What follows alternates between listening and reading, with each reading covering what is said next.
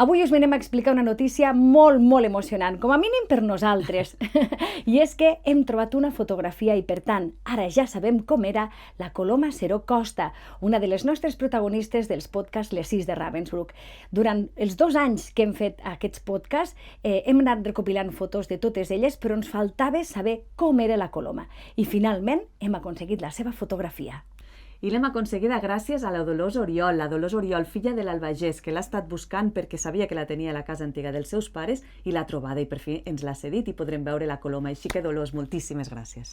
A més, una fotografia que ens arriba en un moment molt oportú, perquè el proper dissabte, dia 28 de juny, l'Ajuntament de l'Albagés, també juntament amb el Memorial Democràtic de la Generalitat de Catalunya, posarà la llamborda que fa ensopegar l'Stoppelsteine a la Coloma Seró Costa.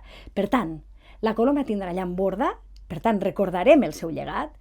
Ja tenim la biografia al podcast a la xarxa Més, el podcast de la Coloma Seró en 3 capítols, i a més ara també tenim la seva foto, la seva imatge. Gràcies, Dolors.